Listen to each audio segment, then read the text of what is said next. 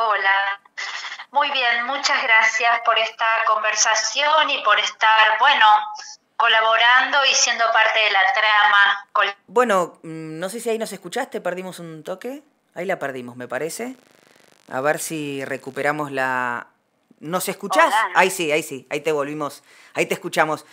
Ruth, bueno, en principio, ¿cómo están sabemos que se están organizando allí en Sí. Neuquén? ¿Cómo ves vos que están leyendo el contexto en general desde el movimiento feminista neuquino, desde los movimientos feministas, según tu mirada, según las voces de la Ujú. asamblea? ¿Qué están leyendo de lo que está pasando en general y con los feminismos y disidencias en particular, ¿no? Claro, bueno, en principio decir que acá en la ciudad de Neuquén hicimos ayer la segunda asamblea feminista y transfeminista. Ujú. La primera la convocamos para el 15 de febrero, de manera tal que nos diera tiempo a amasar una serie de discusiones y conversaciones que nos tenemos que dar entre distintas organizaciones de cara, como decías antes, al 8 de marzo, ¿no?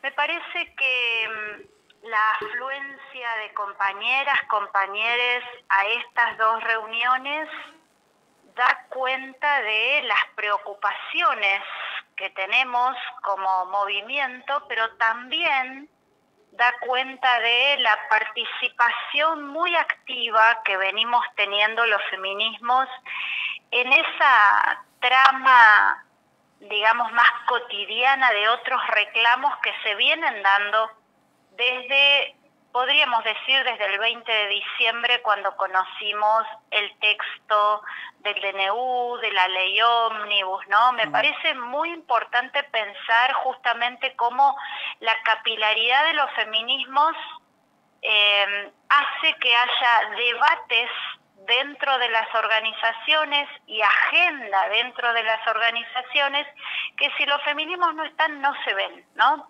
Temas donde si los feminismos no estamos, los transfeminismos no estamos, no se ven. Entonces me parece a mí que por lo menos en la discusión en Neuquén estamos tratando de inscribir este 8 de marzo en esa especie de continuum de reclamos, movilizaciones, acciones que venimos desarrollando en el país y que quizás tuvo una expresión muy contundente aquel 24 de enero con el paro general convocado por las CGTs y las centrales de trabajadores, pero que nos encontró, ¿no?, en las calles, movilizades, siendo parte de la construcción de estos, bueno, del rechazo a estos ataques y a la precarización de nuestras existencias. Y por supuesto con muchísima preocupación por, podríamos decir, los saltos cotidianos de la misoginia de este gobierno, ¿no? La misoginia, el racismo. Ayer nos acordábamos que hace algunos años no se sabía lo que era la palabra misoginia, ¿no? Es el odio a las mujeres por el solo hecho de ser mujeres. Y la definición justo ayer del gobierno nacional de pretender, porque de ahí a que lo logre va a ser por lo menos yo tengo mucho optimismo en relación a eso, pretender prohibir que la lengua siga siendo un dispositivo vivo, ¿no?, social, político y cultural.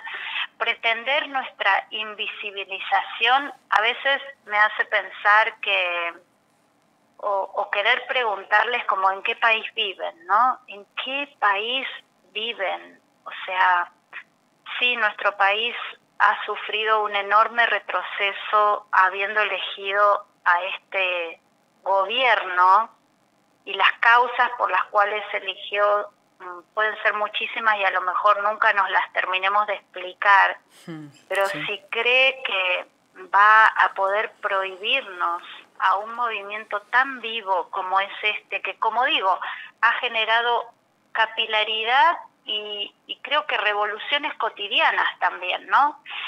Entonces me parece que bueno, que tenemos mucha preocupación, por supuesto, que estamos viendo cómo sus planes de ajuste, de saqueos, de entrega nos están afectando cotidianamente y a algunos sectores mucho más que a otros. Ayer era lo que discutíamos en la asamblea, ¿no? Con compañeras organizadas en inquilines, organizadas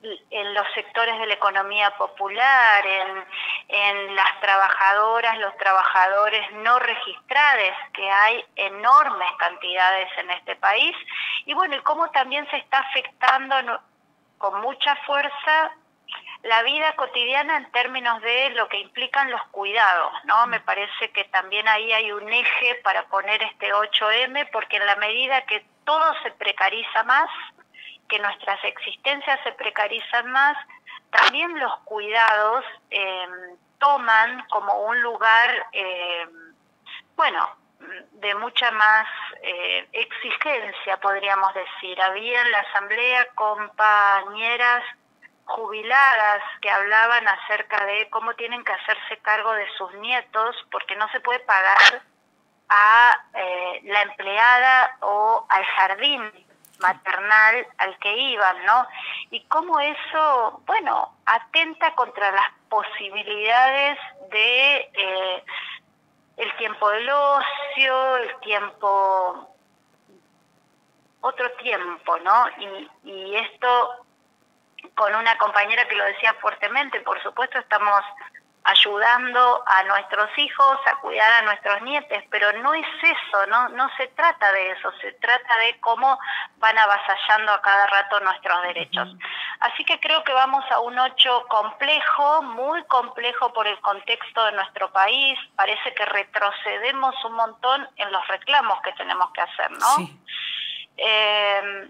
Sin embargo, creo que también hay como una energía y una necesidad que muestra, bueno, la necesidad de la trama, de juntarnos, de la potencia colectiva y de la convicción de que no nos van a vencer sin que pongamos el cuerpo, la cabeza, ¿no? El corazón, los sentimientos, nuestros afectos, nuestras emociones, para darlo todo contra esto que sabemos que es un edificio patriarcal, capitalista, que se levanta contra nuestras vidas.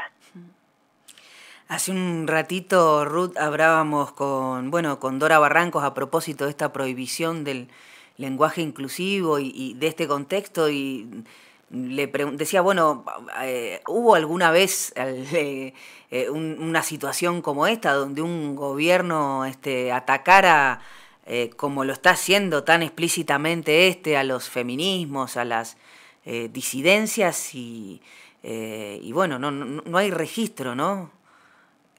No hay registro, y el único registro que podemos tener es el registro de esos fascismos organizados, ¿no? Violentos, porque además si algo tiene este gobierno es como todo el tiempo está apelando a la construcción de una otra como enemiga, en este caso, ¿no? El movimiento feminista, los movimientos sociales, los movimientos de los pueblos, en este caso el pueblo mapuche.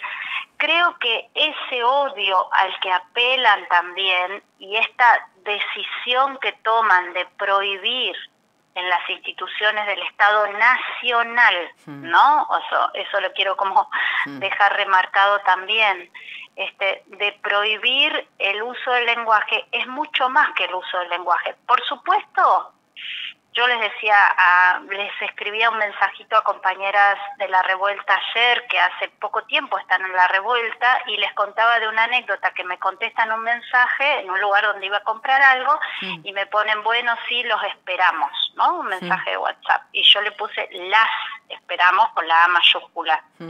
Entonces digo, esa persistencia y esa insistencia de que nos nombren, no era una insistencia caprichosa, porque no se trata solo de que nos quedamos contentas con que nos nombren, ¿no? El nombrarnos nos da visibilidad, el nombrarnos muestra la desigualdad del lenguaje, pero es el lenguaje que construye imaginación. Entonces, a mí me parece que tenemos que mostrar la relación, como si no nos nombran, se está como invisibilizando, por ejemplo, quiénes son las compañeras que trabajan en los comedores comunitarios garantizando la comida cuando hay alimentos, a quiénes se está atacando cuando esos comedores se vacían y no hay presupuesto, a quiénes a qué colectivo se ataca con más ímpetu cuando se pretende invisibilizar que el trabajo de cuidados está fundamentalmente llevado adelante por los cuerpos feminizados. Entonces yo no encuentro otro momento donde hayamos tenido semejante nivel de programa misógino, ¿no? Porque lo que creo, y esto no quiere decir que en los años anteriores no enfrentábamos o no estábamos enfrentando una cultura patriarcal. Claro. La diferencia es que ahora se animan a decirlo. Y esto la potencia. Y esto, claro, o sea, los sectores, envalentona, por total. Supuesto, claro. Falta que pongan un cartel que diga soy misógino y qué, ¿no?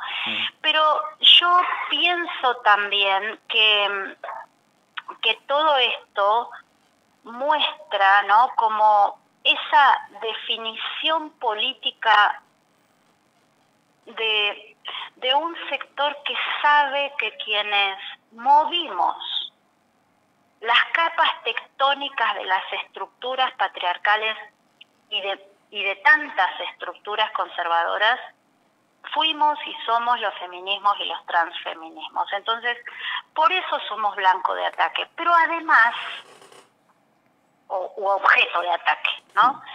Pero además pienso que el gobierno con estos temas, que de alguna manera son distractores, pero que tenemos que ponerlos en alto, como esto del lenguaje inclusivo, el gobierno lo que busca, me parece a mí, es mantener organizada su tropa.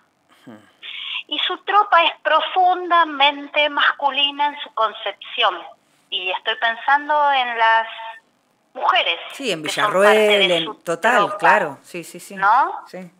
Entonces, profundamente masculinas, masculinizantes en su concepción, y sí tiene una tropa de votantes muy importante que lo votaron porque no soportan nuestras nuevas presencias, nuestras nuevas formas de estar en el mundo, ¿no? Entonces se sienten intimidados en esa masculinidad que derrocha todo el tiempo violencia, que derrocha todo el tiempo esa sexualidad lista para ponerse en acto, aún en contra de la voluntad del cuerpo de las mujeres o de travestis o de trans, ¿no? Esa masculinidad violadora que existe. Entonces, a mí me parece que tenemos muchísimos desafíos, muchísimos. Aquí en particular en La Revuelta estamos organizando desde diciembre muchas conversaciones con compañeras feministas de Brasil que nos están ayudando a mirar cómo sobrevivir. Y cuando digo sobrevivir es en términos de cómo seguir construyendo esperanza en un tiempo que parece que lo único que nos queda es encerrarnos en nuestras casas para soportar el mundo. Y en realidad me parece que es al revés, que tenemos que seguir juntas, que tenemos que seguir juntes, que no tenemos que encerrarnos en la individualidad de nuestras casas porque ahí habrá triunfado ese fascismo conservador, que tenemos que tramar en las calles y mostrar que bueno, que esa trama es la que nos mejora la vida, ¿no? Que no nos vamos a abandonar, como decía una compañera muy perseguida de Brasil durante el gobierno de Bolsonaro, desterrada de Brasil incluso, Débora Diniz, de paso la nombro porque nos está ayudando mucho a pensar con lo que le tocó vivir a ella, y ella, parte de su kit, digamos, ¿no? De su kit feminista de sobrevivencia, nos dijo: a mí no me abandonaron, y eso es lo que permitió seguir en pie, ¿no? Entonces, ¿cómo no nos abandonamos? Y no abandonarnos es no abandonar tampoco la calle ni la lucha colectiva. Así así estaremos y así nos estamos preparando para el 8 de marzo. Ruth, me encantan los memes de Instagram de la revuelta con mujeres esperando el colectivo a la sombra del árbol. Bueno, todos los que están difundiendo en los últimos días son geniales, los estamos recomendando desde acá, de cómo estamos preparadas, preparadas para el 8 de marzo. Para el 8 de marzo. Te volvemos a conectar después del 8 de marzo, si te parece. Cómo no, por supuesto. Adiós. Un abrazo grande. Y nos vemos en las calles.